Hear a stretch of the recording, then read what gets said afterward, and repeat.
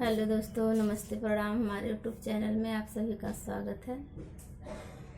हम लेके आए हैं एक सोहर गीत अच्छा लगेगा तो लाइक करना, सब्सक्राइब करना और कमेंट में ज़रूर बताना गीत कैसा है। तो चलिए हम गीत को सुनाते हैं।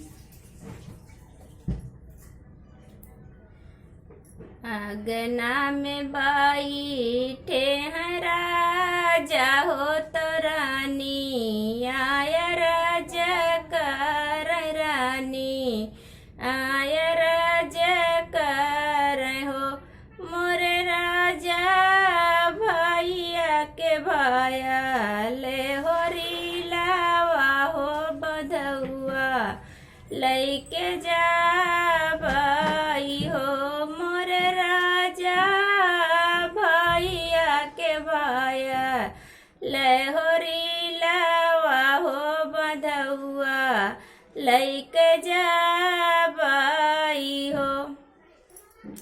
काऊ कहाऊ मोरी रानी हो कहत लाज गई हो कहत लाज गई हो मोरे रनिया तुहर भैया ना हूँ नया हो तो कवा नो खबरिया न कवा नो खबरिया हो मोरी रनिया बिना है बोलाए भौजाइया हो नैहरे कैसे जाबी हो नैहर कैसे जाबी हो मोरी रनिया बिना बोलाए भौजाइया हो नैहर कैसे जाबी हो नैहर कैसे जाबी हो।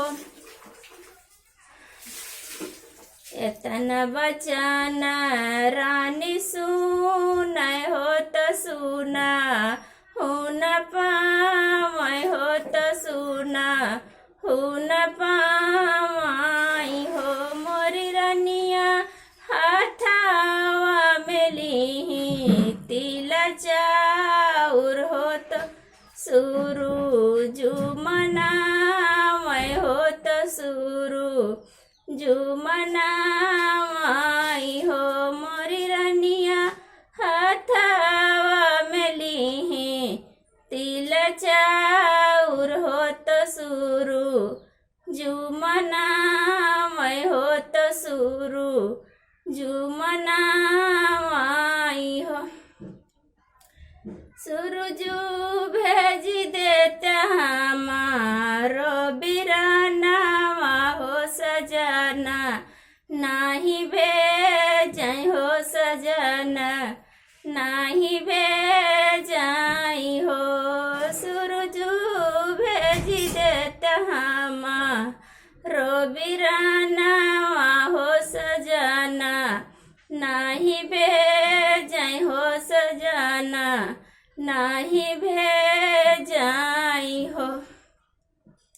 ऐसे न जायू रानी नाई हर हो का इज्जतिया नाही होई है हो इज्जतिया नाही होई है हो मोरी रनिया तुहर भैया कुछु नाही बोली है हो भौजिया तनवा मारी है हो भौजी तनवा मारी है हो मोरी रनिया बिना हो बोलाए नाई हरावा में इज्जती यौ न होई है हो इज्जती यौ न होई है हो मोरी रनिया तुहरे भैया कुछु नाही बोली है हो भौजिया तनवा मारी है हो भौजी तनवा मारी है हो। तो हेलो दोस्तों, इस सोहर गीत कैसा लगा कमेंट में आप सब ज़रूर बताइएगा।